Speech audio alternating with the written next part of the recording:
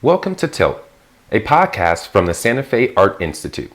After Spaniards arrived in the Americas, they introduced a rigid caste system that attempted to define all the new mixtures of people born from miscegenation. In this episode of Unsettled, Alicia, Christian, and Diego debunk those designations and the binaries they created, while also following the strands of multiple ancestral lineages. This is episode 5, part 7, titled Sospechos.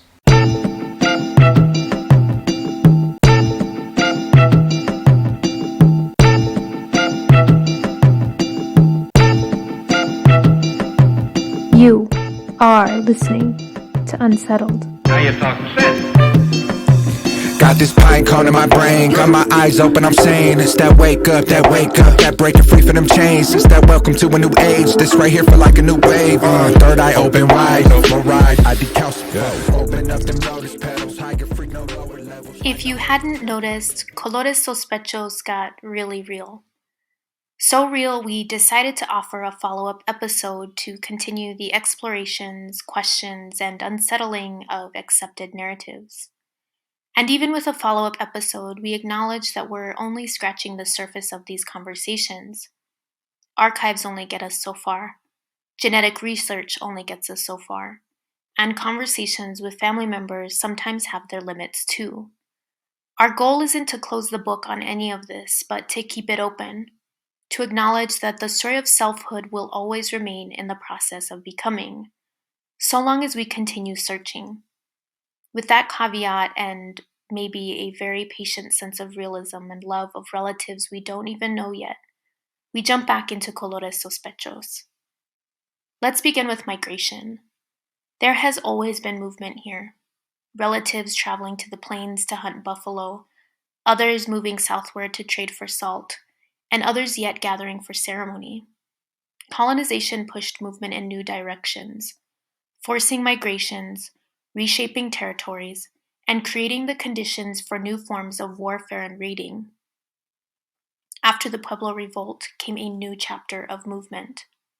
Defined by this mountain range defined by the lakes, the Quarai lakes, that kind of were all center point, because that becomes the important place that connects the salt, because without salt we die, so that becomes the place at which we can survive. So what happens in Carnuel is that before the Pueblo, kind of like our northern side of the communities there, the Pueblo Revolt caused a lot of shifts, right? So the Tanos are shifting more closer to Santa Fe and eventually making it up towards the Santa Cruz Basin up to Cordova and that. So they're reconfiguring villages up in that area and even into Santa Fe.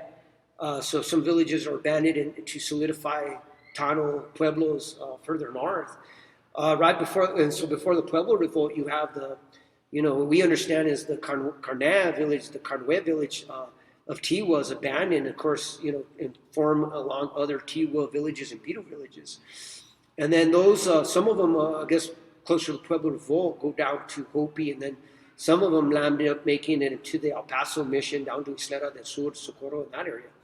And then, of course, we know some come back.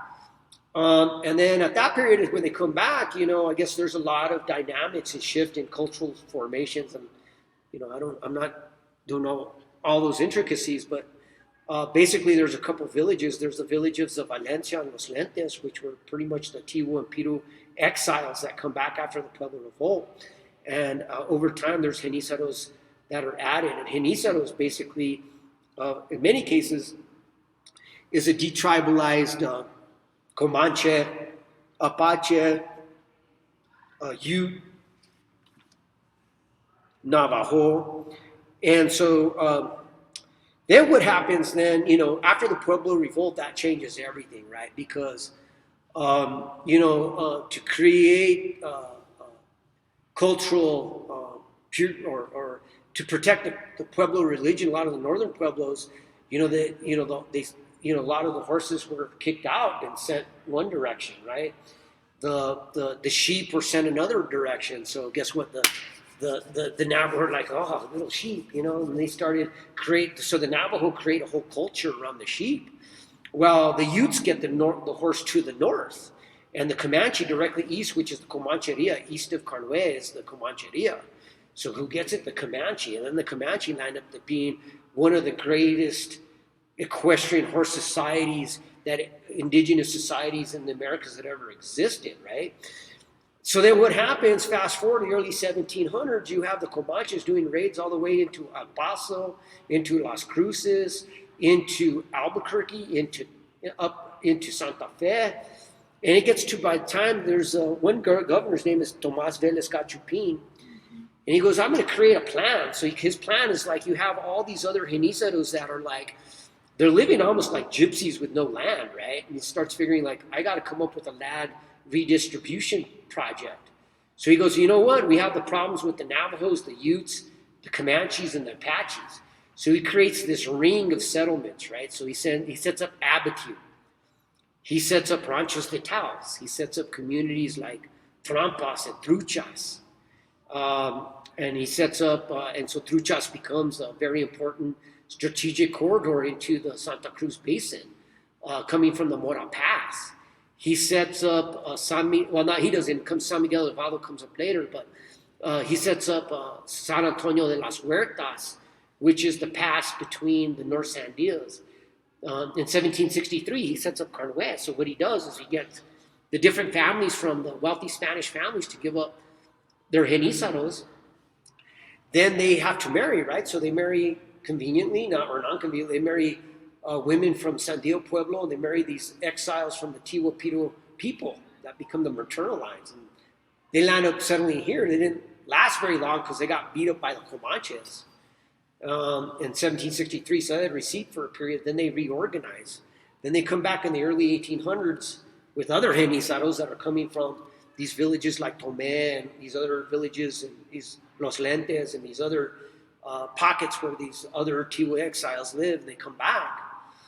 And then at that point, it's when the peace accord with the Anza after they make peace with the Comanches.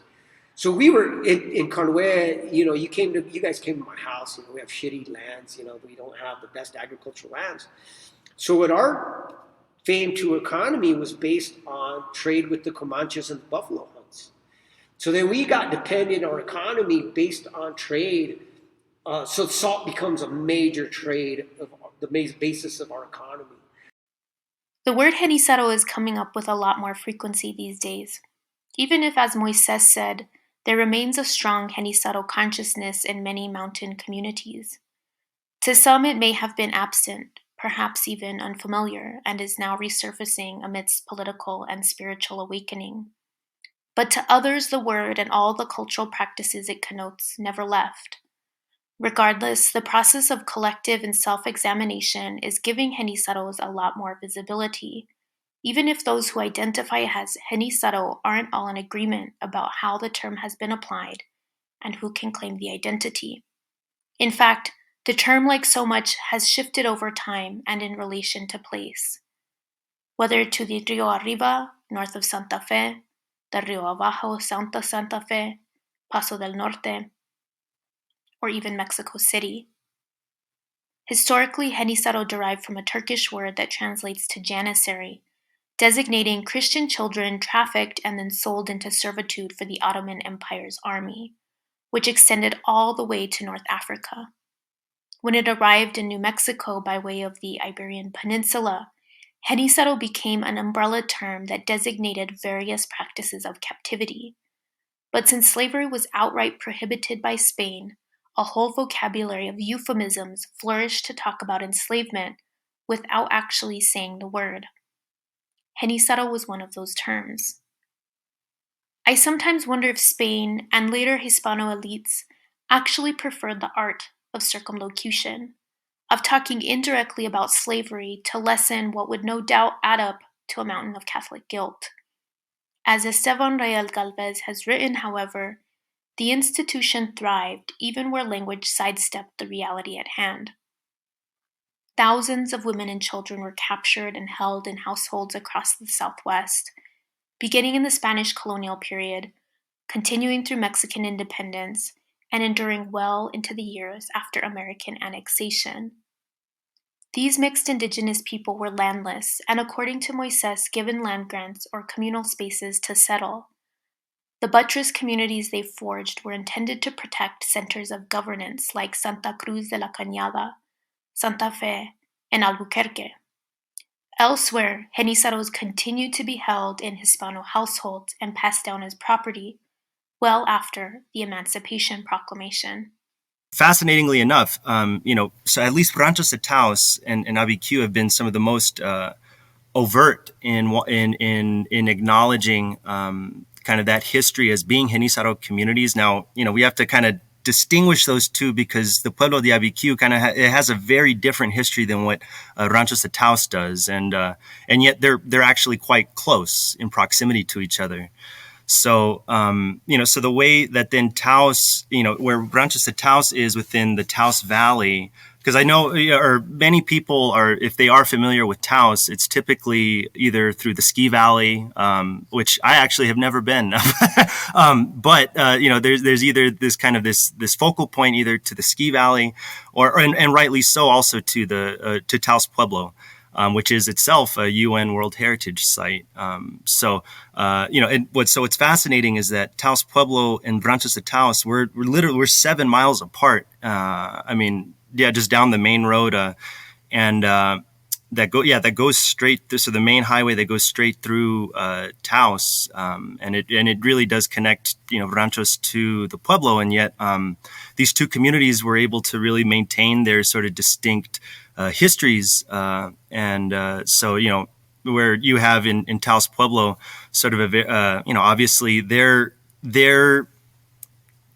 I guess their connections to the plains, is much, it can be seen, and a lot of anthropologists have done all that kind of stuff. So I don't want to kind of regurgitate those, those talking points, but really the really fascinating thing about Taos, and the way that Genizaro identity kind of manifests in that place, is that up until the early 1900s in the Taos Valley, and into southern Colorado, so into the San Luis Valley, Native peoples are being passed down as property within Hispano households up into the early 1900s. And that work was actually done by a pariente of ours, Esteban Rael Galvez from Costilla, who was the former state historian. And so he did a phenomenal dissertation looking at that history through the WPA writers projects that were being done in New Mexico during the 40s.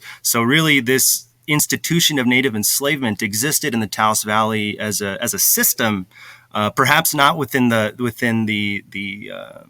language of what we see as Genizaro, but the institution and the practice itself existing well past the Emancipation Proclamation, and even to the point where Congress had to pass the 1868 Anti-Peonage Act of New Mexico, which was specifically designed to curtail those practices of what. And so this is where Hispano elites were kind of utilizing this language of calling it a social custom as compared to calling it a system of oppression, which, I guess, now we can say that, but I think at this, back then, again, it was a very different world.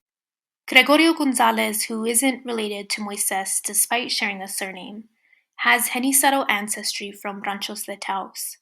The Taos Valley in southern Colorado, he told us, was a contact zone for the plains. It was also at the furthest reaches of the Spanish Empire. Genizaro experiences there and elsewhere were very much a product of location. In fact, Gregorio shared another casta painting with me from 1777 Mexico. The image in this particular painting shows the child of a Chinese woman and a black man as a Genizara. The house the whole scene is set in is completely turned upside down. Meanwhile, the husband and the wife are both pulling each other's hair, and the little girl is yanking on her dad's leg. It's total chaos. Here, as Gregorio said, the term Genizaro meant something very different to the Spanish imperial elite. Still, the painting was like a cautionary tale about so-called racial impurity and how it can lead to total anarchy. In the Taos Valley, the term Genisaro became a racial slur to some and a designation of ineptitude, as Gregorio, who is a cultural anthropologist, said. One person he interviewed even told him, "No seas Genisaro, don't be Genisaro." But to others, the term was completely unknown, even if the practice of captivity was familiar.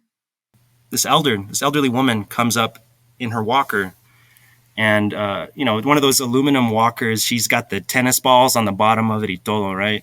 And she's just in the parish hall were two kind of, there was a main aisle, and there were two sets of chairs, and several rows of chairs. So it was a pretty long way that she had to go from where she was sitting in the back to where I was, and so as she's going, you hear kind of that walker kind of grinding across the cement, right? And I'm like, and she's just staring at me like, eyes locked. She's got something she wants to say, and I'm andale, okay, let's see what's up, right? So she comes up, and right away, like the people I was working with or I was talking with, they kind of like they moved back. They moved back right away, and this woman just comes up to me and she goes, "Mijito, ay, mijito, that was such a good talk." She's like, "But mijito, this is the first time I ever hear that word." And I was like, "Perdóname." I said, "Really?" She says, "Yeah." She's like, "Here's the thing though, is that, like my grandma, like she was a Navajo slave." It's like my grandma, like the woman who raised me was a Navajo. She's like, "Pero this is the first time I ever hear that word Genisaro." And I was like, dang, like that was, and that was a real eye opener in terms of like, I could not go into a place and automatically presume that precisely because of this institution, because this institution existed in this region, that therefore the language also existed with it. And like, yeah, like and she just kind of really hit it on the head. Like, mijito, I get it. She's like, but that's just not the way it is here. And yet again, some of the first families of the San Luis Valley, and remember, the San Luis Valley was itself the traditional homelands of the Utes. And actually the same band of Utes who were actually put at the ABQ agency. But she maintained this, mijito, this is the first time I ever hear this. While the experiences of Genisaros are distinct, there were nonetheless inter-ethnic alliances that developed between communities.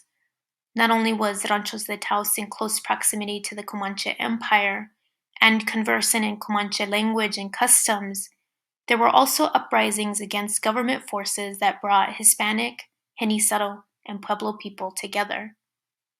And so, Taos kind of had this, and in many ways, it still maintains this role of kind of being the rabble rousers, and that, in 1837, with the Chimayo revolt that successfully overthrew the Mexican government, the first and only indigenous governor of New Mexico was a man named Jose Angel Gonzalez from Ranchos de Taos.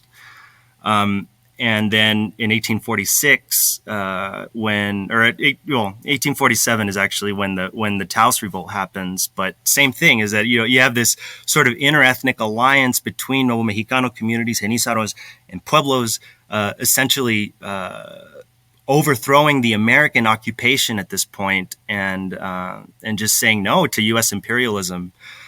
So Taos kind of, in 1837, it kind of had the reaction that came from Mexico City was to send up troops. But I mean, you can actually go back into the archival record, and you can see how military commanders, even going into the Spanish era, were so concerned about Taos because in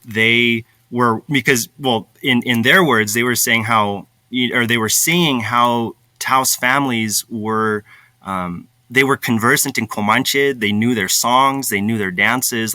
So where you had military commanders say, no, like we need troops to come up here and like reassert Mexican, or Spanish colonial authority. And so you'd have all these, these military guys coming up from Zacatecas, so up to Taos. That was in the 1830s, and then with the Taos revolt. Well, I mean, we kind of know it. Well, I don't know if many people know what happens there, but there's obviously that revolt was suppressed, and but Taos itself kind of became a focal point for a sort of an understanding of U.S. sort of what we could think of as North American settler statecraft. And so like Taos kind of has this really just fascinating history that connects, it connects the Great Plains all the way down to Chihuahua, to into Durango, all the way down to Mexico City and beyond.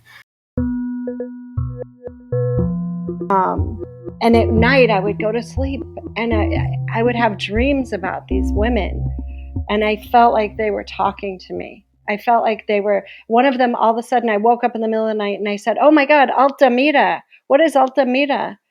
And my partner said to me, he said, "Well, those are some caves in France." And then later that day, I found a relative, and her name was Nicolasa Altamira, and she was the mother of Jose Quintana, who was one of the people in my lineage that linked up to my Jewish roots, and that was how I was able to sign my documents in Spain in December 2019 on the connection to that woman, Nicolasa Altamira.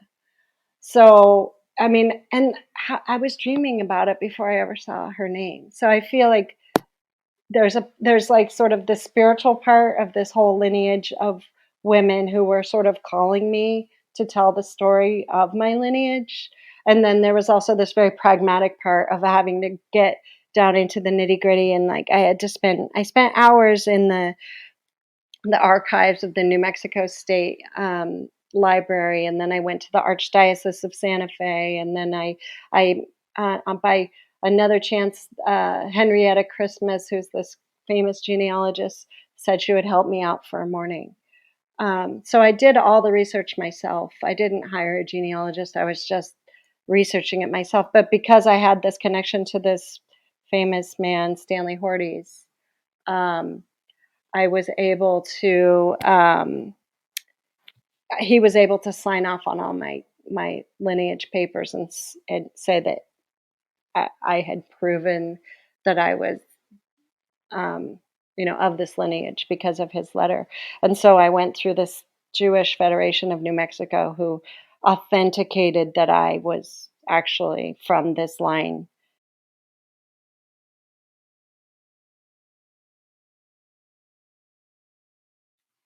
Melissa Stevens, whose mother is a multi-generational Nuevo Mexicana and whose father is Anglo from Texas, is a mix of many things and carries some of the most distinct New Mexican lineages. As a result of her mixed heritage, Melissa was often asked the quintessential, "I can't make sense of how you look" question: "What are you?" In response, she sometimes identified one way and sometimes another. How she saw herself changed over time, too. Most recently, she began to identify with her crypto-Jewish lineage, a New Mexican identity not often discussed within the fictitious binary of Spanish and everyone else. Those roots go back to the Sephardi people of the Iberian Peninsula and North Africa.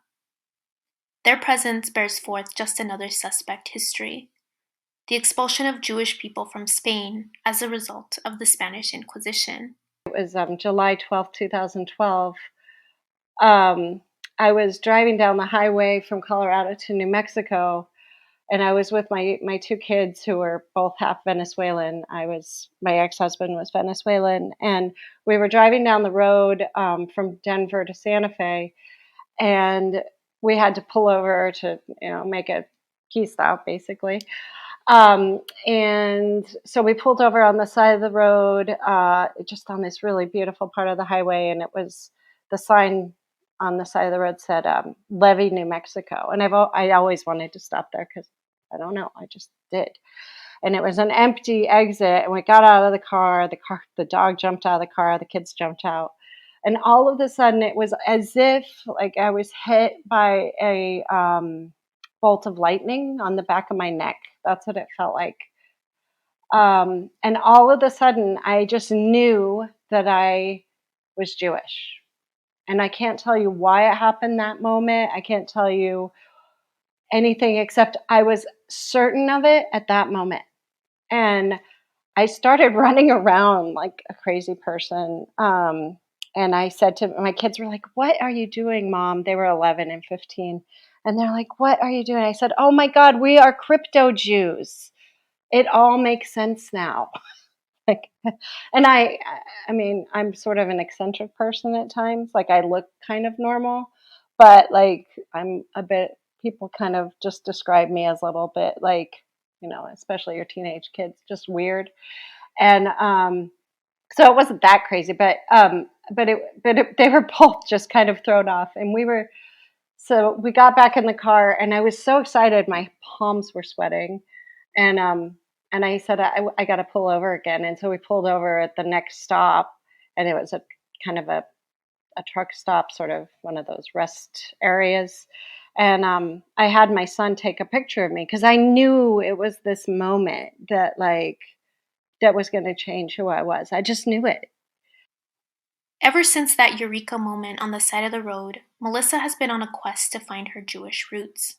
It's been so wacky, she's writing a book about it that goes all the way back to 1450. Where one relative, Miguel de Quintana, was persecuted for writing what Catholic priests in Santa Cruz de la Cañada believed were Jewish verses, Melissa's writing in his and her others' memory to show the truth is out there somewhere. In 2015, Spanish Parliament enacted a law allowing Sephardic Jews that are descendants of those expelled from Spain in the 15th century to apply for Spanish citizenship without renouncing their current citizenship and without requiring residency in Spain. As part of her quest, she visited Spain 7 times and then in 2019 was able to find the documentation on both sides of her maternal line that enabled her to apply for Spanish citizenship. She spoke to us from Europe, where she is currently living. And it was a really interesting organization, all focused on Indigenous rights, and I was really focused on my work. And then all of a sudden, I lost my job, like all of a sudden. And I had 2 months left to prove that I was Jewish. I had 2 months. And so my partner, who actually, he also has Jewish roots, but has never really been that interested in them. He said, "Why don't we do it? Why don't we find these someone who can help you figure it out?" So I went to Albuquerque to I think it's the Hispanic Genealogy Research Center, and I walked in. It was at the Hispanic Cultural Center. It was a really cool um, building with a library, and then this room. And there was one man sitting in there. His name was. I'd made an appointment with him. His name was Ron Mira, and I told him what I was looking for, and he said, "Oh, well, no one has ever found out they were Jewish in this office." And it was almost as if he were saying, "Oh, you're never going to figure this out." And by the time I left, which was maybe 2 hours later, we had identified one relative that had what he felt was one of the ancestors that the Spanish authorities would um, accept as my ancestor, who was Jewish. And then after that, I just spent the next 2 months really going deeper into it. And I found probably 10 connections of people who they were conversos, but so they were not outwardly Jewish, but they were crypto Jews. So they, through their lineage, had a proven link to have been persecuted in Spain. And so it's just been this. I've done about 4 different genealogies on different sides of my family. The story of exile is one that many communities in New Mexico share. Not only were Geniceros and other tribal members often the victims of exile or displacement, but New Mexico on the whole was a place of refuge for exiled crypto Jews, Arab, Amazigh, Guanche, and Jewish conversos who had to flee persecution in the Iberian Peninsula. Was there a mystical connection that brought conversos and other exiles together with Geniceros to create interethnic and intercultural communities in northern New Mexico? Was there a shared sense of solidarity and a deep knowledge of being marginalized? Or was living on the periphery simply a way of coping with oppression? These are questions that both Diego and Miguel asked. especially since those Jewish ancestries include Kohanim lineages that connect rural northern New Mexicans to biblical Aaron, Moses' brother. But what traditions survived of a people who were trying not to be found? But I think the weird thing about crypto-Judaic culture is there isn't a whole lot of like very specific Jewish tradition because it was underground, and some people didn't even know that they were Jewish. Like in my family, in my family, my grandfather, I don't know. I just have a feeling like it just wouldn't be something he would ever believe, or my grandmother, because it was just not part of like what they knew about themselves. And so I think so much of it was hidden for a reason because the Inquisition was so intense, and there was so much of a desire to keep it hidden that it went very deep. Some of the way that I think in my family it came out, and this I've only seen like a few ways that this is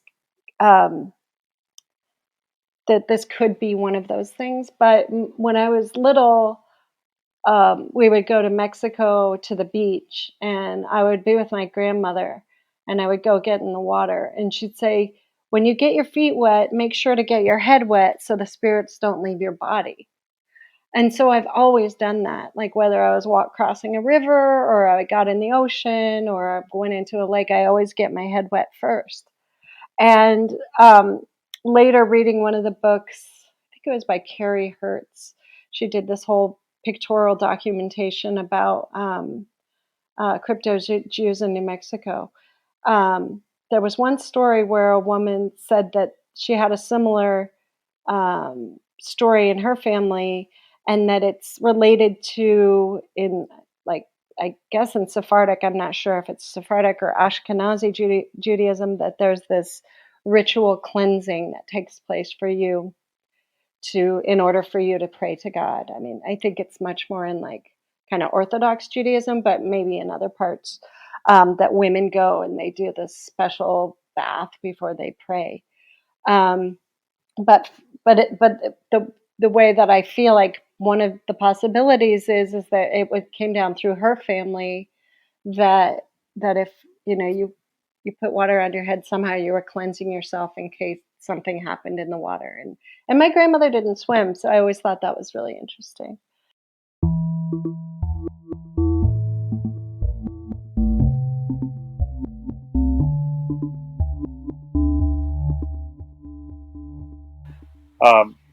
Is very much about inviting people in and welcoming into your family and into your community and allowing them to carry on traditions with you.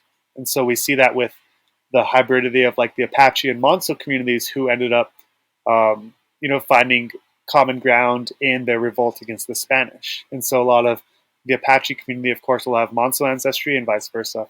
And then, of course, the Tiwas, Piros, and Monso people who lived in the Pueblos were all intermarrying and building kinship relationships together, along with the black relatives that were living down in that area, and the Sumas, of course, and the Hanos, and the Conchos, and Raramuri. It's not about kind of parsing out these tribal ancestries necessarily, but understanding that that was part of the community as a whole, and that was the tribal identity. Not, it wasn't. We shouldn't think of it in terms of like this sort of mixing to the point of it was mixing to amplify the tribal culture and community and to preserve it in a way that was beneficial as a whole for all the tribal peoples living in that Paso del Norte area. And it's based on pretty pre-colonial kinship values and values of community, right? Values that predate this notion of relegation towards specific identities and communities and extend out into relatives that are invited into the community. And that's how it was before, obviously, any European settlers were here. Someone showed up in your community, you welcomed them in, invited them in, and it doesn't matter where they were coming from. If they marry in, they're part of your family now. And that's how the families persist, and that's how the legacies continue. So I think the precedent set by the indigenous communities in Paso del Norte really demonstrate a lot of kinship values that are important to understand today about what it means to recognize and appreciate familial connections and ties, and um, recognize and value, different varying um, ways to be in relation with one another. If you have a conversation with Diego, who grew up in Las Cruces and whose family is one of the original Pito Manso Tiwa families from the Mezquita district, he might tell you about one of his many relatives.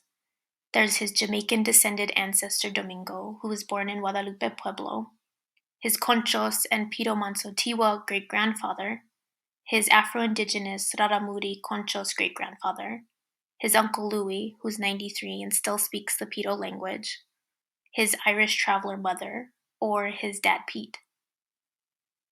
They're all part of the same story and the same expansive family tree, and they are only a small handful of his known forefathers and foremothers. These include his Pito Manso Tiwa ancestors and others from across the globe. We even joke that we might be related too. Ancestry, he always reminds us, is exponential, as it should be. And each generation you go back adds another subplot to the story of how we all got where we are, multiplying by itself as each generation goes, until you suddenly have thousands of beautiful people in tow behind you. Everyone has 4 grandparents, which also means everyone has 16 great-grandparents. And if you go back 8 generations, you have over 500 grandparents. For the majority of humanity, those ancestors aren't of the same ancestry, and they each have their own nuanced story to tell. That's a good thing. That's how it's been through time, migration and intermarriage as fundamental human realities. Diego's a skilled archival researcher who can switch between the 18th century and the present with a kind of fluency that most don't have. And as a champion for all things kinship related, Diego always brings everything back to borderland indigeneity and the deep history that resides in the Paso del Norte region. This is because most of New Mexico history centers on northern New Mexico, with the southern half treated like dried out, tumbleweed-infested badlands with nothing else going on. Salvage anthropology didn't help when it made Santa Fe the epicenter for the market of native culture. But the original communities who reside in the borderlands continue to carry on ancestral traditions, language, tribal identity, and culture despite ongoing erasure. The Manso, for instance, are one of New Mexico's original indigenous cultures, with Mogollon roots and connections to Casas Grandes, Chaco, and even to Zuni. The community, indigenous to the greater Doña Ana and Paso del Norte area, is also where the Tiwa exiles from the Pueblo of Chilili joined. Before the Pueblo Revolt of 1680, the entire stretch of land was filled with various Manso and Suma rancherias and pueblitos, from the base of the Organ Mountains to the marshes of the Rio Grande. As a result of the Pueblo Revolt, the Spanish brought Pito and Tiwa people down to the Paso del Norte region, as well as Genizaros to build the missions that would eventually house these tribal groups. All mission Pueblo communities that were established strictly to relegate the Pueblo people after the Pueblo Revolt and the Manso people who were indigenous to the region. So the Spanish didn't care which type of native you were, right? They'll throw you in whatever mission was convenient for them.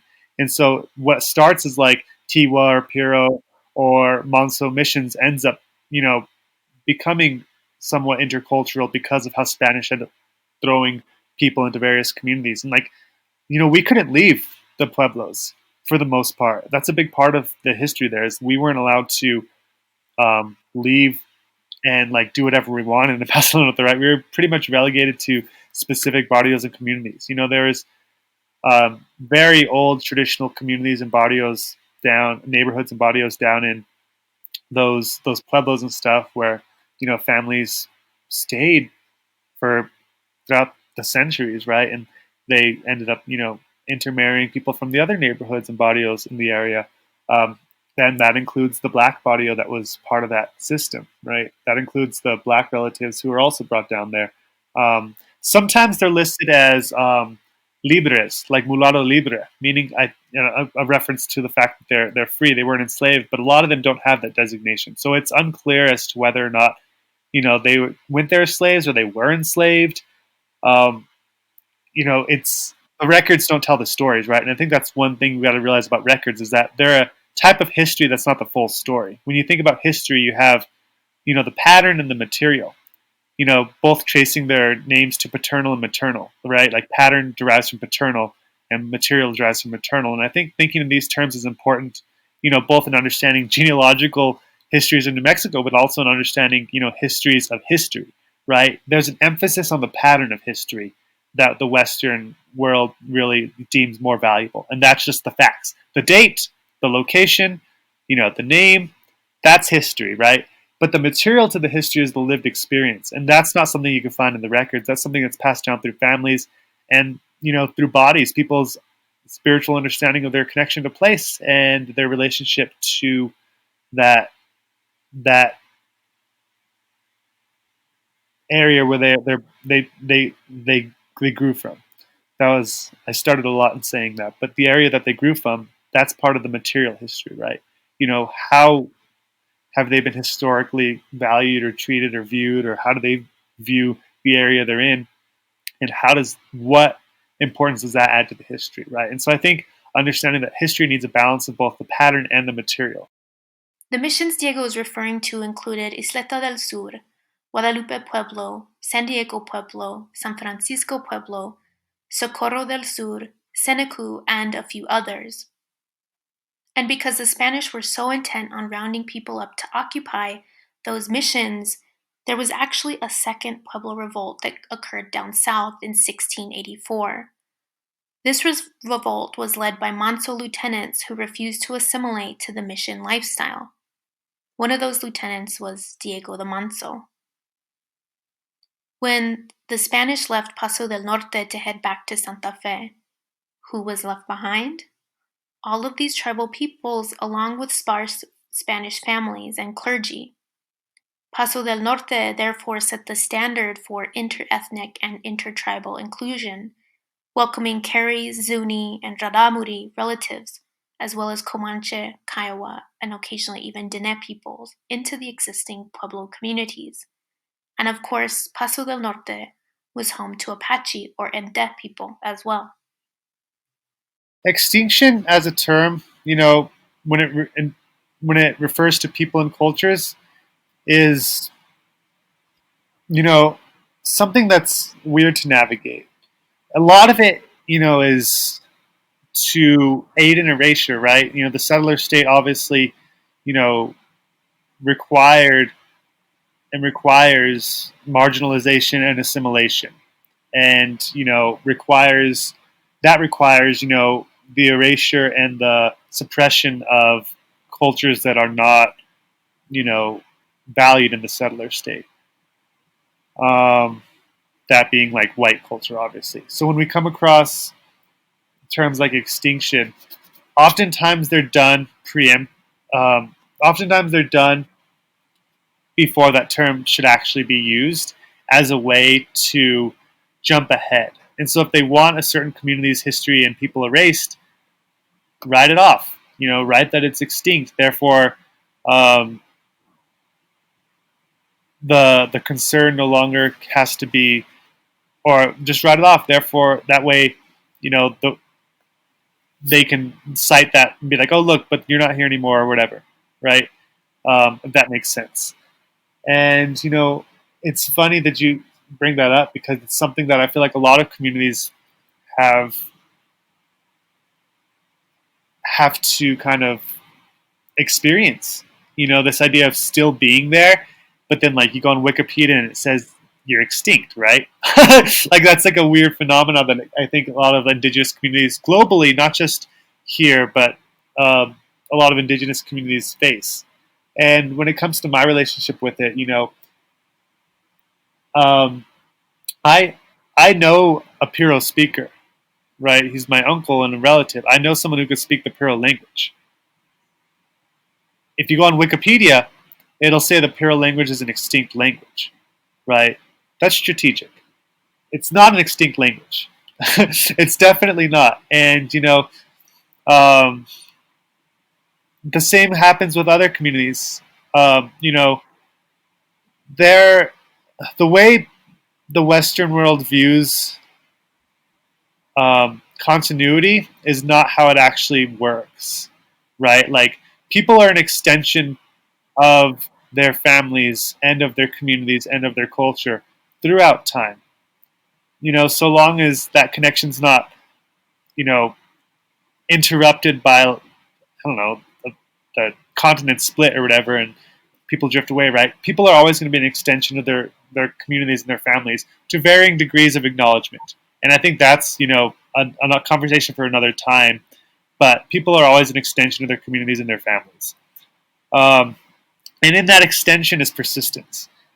So when we think about, how anthropologists might view a Suma person, for example, right? That anthropologist wants, a pure pedigree Suma person, but that's not how humanity works. There's no humanity's not supposed to be, strictly endogamous to the point of entropy, right? Like humanity is supposed to be expansive and supposed to be, this radiant experience of connection and growth and, shared um, um, stewardship. And so the people, that anthropology may deem extinct are very much alive in their descendants who carry on their culture and carry on their family traditions and carry on their legacy. Maybe they're mixed with, black at one point, or another tribal ancestry, or whatever it is, right? That doesn't really, matter, because that there never was such thing in any point in history of a purely maintained pedigree. People have always migrated and moved to new areas and married within different communities and married outside of their family, for one, which is very important to do. And that's a reality to the human experience. Today, Paso del Norte's general population is made up of a beautiful strata of descendants, along with Pueblo communities who maintain their culture through time. And though Juarez is often thought of as a purely Mexican border town, and usually in the worst light, the people there are genetically kin to many of us northern New Mexicans through our shared indigenous ancestry. Comanche Genizaros, Utes, and Kiowas, even some of the Pueblo Tiwas, Pitos, and Mansos, made a cultural transition into Mexican identity because that was the burgeoning norm. And building off, this idea of like indigenous confluence and hybridity in Paso del Norte, it's really important to acknowledge that Paso del Norte was the birthplace of Pachuco culture. So, like, the nickname for El Paso, of course, is El Chuco, Chuco town. Chuco is actually a Tiwa word referencing the pass. But Pachuco culture developed out of this sort of intertribal mesh of, Genízaro, Pueblo, and Mexican that existed in El Paso and Juarez. And that obviously, vastly influenced the greater diaspora of Cholo culture throughout New Mexico and into California. A lot of the original OG Pachucos from Paso del Norte moved to California and started that whole Pachuco culture there too. And so there's going to be, this diaspora of New Mexican people, Pueblo people, that, via Paso del Norte end up influencing LA culture in California as well.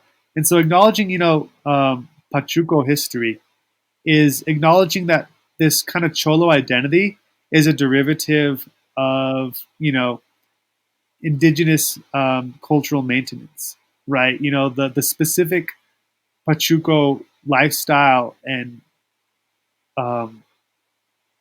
lifestyle, whatever, the specific Pachuco lifestyle that developed in Paso del Norte was kind of this riff off of, this rebellious native identity that was associated with Paso del Norte in centuries prior. And so all like the unruly native people, like I was saying, from New Mexico got sent down to Paso del Norte, and you end up getting these neighborhoods full of Pachucos throughout the centuries, right? These rebels who didn't want to go to church, who wanted to dress their own way, talk their own way, look their own way, dance their own way, and that own way was their indigenous way that for whatever reason was being suppressed not for whatever reason, that was being suppressed. And so, Pachuco culture, when you trace it through Paso del Norte, you end up being able to directly connect it to both New Mexican Pueblo influence and also, Mexican influence coming up from tribes more south of the border. And that's, a novel identity that exists and occurs in Paso del Norte as a way to maintain a sense of self-determination and a sense of um, identity that's in contrast to what people are trying to be assimilated into. The point? Native people didn't just disappear or go extinct as the settler state might have us believe, an especially convenient myth when it comes to the perpetually spurned country of Mexico. Some were detribalized, yes. Others became pachucos and countercultural rebels in the Pueblo barrios who are still doing their own thing in their home communities. The pueblos down south and the indigenous barrios that were attached to them never disappeared. They simply changed over time.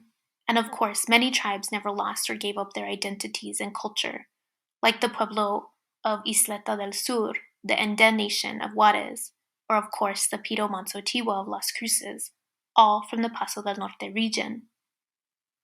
What Paso del Norte instead highlights is a form of border and cross-national indigeneity, and a set of relations that a colonial lens can't really make sense of. As Diego said, designating Mexicans in Juarez as indigenous people, especially Pueblo people, doesn't really fit the noble savage motif the United States wanted, and moreover that the Santa Fe art market required. It also throws a huge wrench into the way border politics are understood. To know Juareños are primos to New Mexican norteños and Southern Tiwa communities really complicates what the word Mexican even means. And it doesn't capture the ways that national borders bifurcate tribes and create splintered, but still related identities.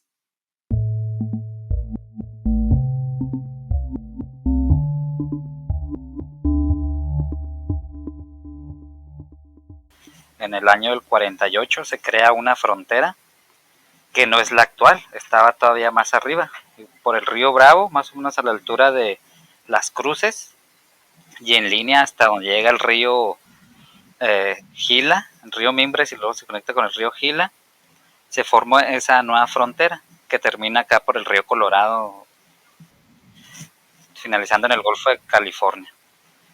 Y 5 años después, en 1853, se crea lo que es ahora esta nueva frontera. Y somos la misma gente, estamos en nuestra tierra, pero las fronteras fueron las que nos dividieron y crearon dos historias. Una, después de esta división, en Estados Unidos de América se crean las reservaciones, que después se terminan convirtiendo, a ver, ¿cuántos? 50, 60, 70, 80 años después, en naciones. Y eso de alguna manera les ayudó a ellos a conservar la cultura, ¿no? Llevaban su registro genealógico, y las familias que quedamos de este lado, en México, pues acá el gobierno pagaba porque nos mataran. Entonces mucha gente mejor se ocultó, no hablaba el idioma porque lo descubrían y lo podían matar, no se vestía con la ropa propia de nosotros porque lo descubrían y lo iban a matar. Entonces nos ocultamos, ¿no? Muchas de las familias, nada más entre la familia pues sabían que eran Andé, pero seguía esta conexión con nuestras gentes, tan así que después de que se crea la reservación, bueno, la nación de Mezcalero Apache Tribe, en los años 30 del siglo XX, 20 años después, en los años 50, gente de allá viene a buscar a los demás Ndé que vivimos aquí en Juárez y en Chihuahua. ¿Por qué venían a buscar? Bueno, pues porque sabían que aquí vivíamos, ¿no? Además que la migración en estos, yo creo que hasta el 11 de septiembre, fue cuando se puso más más dura, ¿no? Los trámites de migración. Antes mucha gente se cruzaba por el río o acá donde no había frontera, no había barda, no había el muro, pues la gente cruzaba y se iba para allá y las familias seguían en comunicación. No hay que olvidar también que en 1905 fueron los últimos Ende que se llevaron precisamente acá de Chihuahua hacia Mezcalero Apache Tribe. O sea, hemos sabido, ¿no? Que esta división, siempre hemos sabido que tenemos familias allá, familias acá, pero el hecho de esta violencia que se ejerció contra nosotros de este lado, sí hizo que se fuera perdiendo la cultura. Pocas personas ya hablamos poquito de nuestro idioma. En el 2018, hace que 3 años, fallecieron los últimos hablantes fluidos del Ende Misa, que es una de las variantes de nuestro idioma. Y pues hemos sufrido así poco a poco pérdida, ¿no? La misma pérdida de la identidad. La gente que ya no dice que es Ende, ya simplemente se asume como mexicano. The border is what divided us and created two stories, Juan Longoria said. The Mexican-American War in 1846, American annexation, and the Gadsden Purchase of 1853 bisected communities like the Ende, or Apache people who were living in the Paso del Norte region.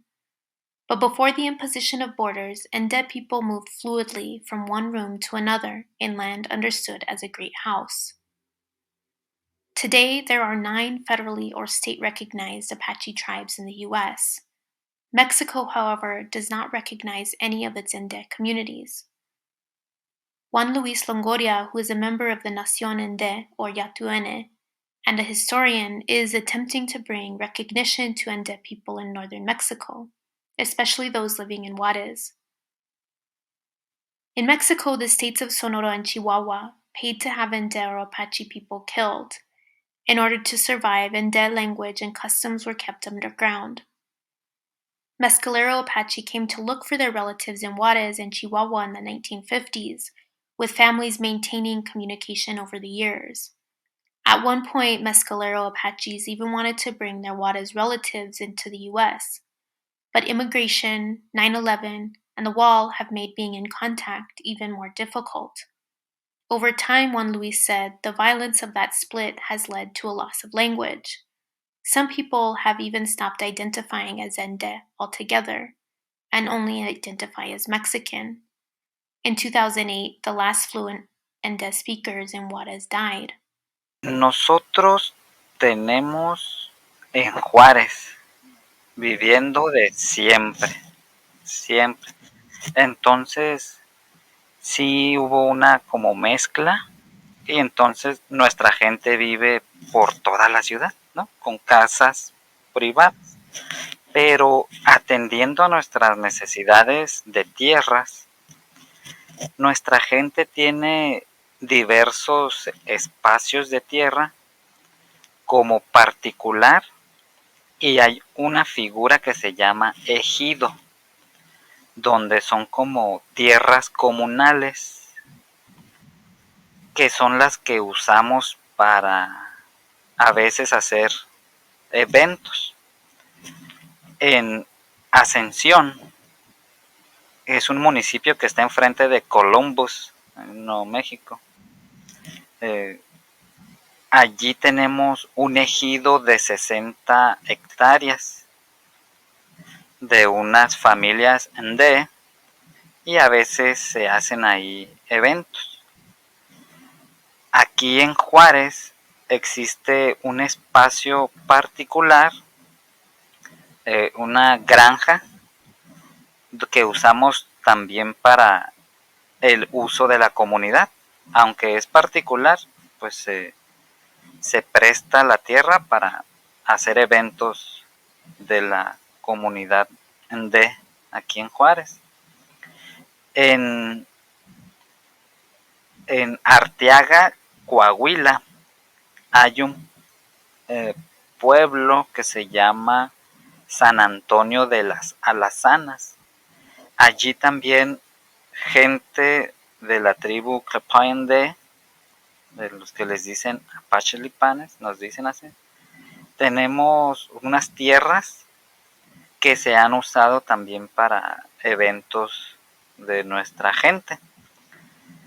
Pero en sí, nada más son estos 3 espacios, digamos, grandes para nuestros eventos culturales, y los que vivimos en la ciudad únicamente tenemos pues nuestras propiedades privadas para nuestras casas, que también las usamos a veces para eventos culturales.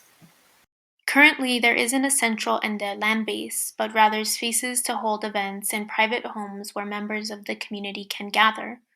Otherwise, Ende people live all across Ciudad Juarez. There are a total of 15 families who claim Ende identity, Juan Luis said, and live throughout the city. The community, he continued, determines belonging based on oral history and genealogy, rather than blood quantum. Es así como nosotros lo hacemos. Nosotros no aplicamos, bueno, aceptamos también si gustan poner como pruebas de ADN, también es un otro recurso. Pero nosotros no usamos, como en Estados Unidos de América, el blood quantum, porque pues lo creemos vergonzoso, la verdad, porque son reglas económicas, básicamente, ¿no? Se crearon para ir desacreditando, ¿no? A las personas y quitarles la posibilidad de ser miembros tribales, que es una mentira, ¿no? Todos comenzaron con el 100% cuando comenzó esta política, y aunque es una mentira. Un ejemplo de nuestra gente pues es un indígena muy famoso, Naiche, que anduvo con Jerónimo, ¿no? Naiche fue hijo de Cochís y fue hijo de una mexicana. Entonces, técnicamente él sería 50%. Pero cuando estaban en las reservaciones, su familia empezó en el 100%. O sea, es algo impuesto, no es algo real, pero pues bueno, son cosas de allá. Nosotros acá no usamos eso por creerlo feo, no sé, ridículo. And for those who left the Ende community for work or as a result of prejudice, one said that they can always come home. It's their right. Sí, así, nosotros tenemos ese problema, porque mucha gente ya no se quiere identificar como Ende. Entonces, en nuestra comunidad, nosotros pues tenemos familia, pero nosotros, para tomarlos en cuenta en la comunidad, vamos y les preguntamos si quieren ser parte. Entonces muchos dicen que no, otros dicen que sí. Entonces se respeta que los que no quieren, bueno, pues es su decisión, y los que sí quieren, bueno, pues ya los integramos. Es así como funciona aquí. Por eso nosotros tenemos en Juárez registradas 15 familias, aunque son muchas más. Así es. Los que dicen que no, pues se respeta. Y si en algún momento dicen, bueno, sí quiero, bueno, se les acepta y se les integra. Sí, porque es su derecho, o sea, tienen sangre en D, entonces es su derecho.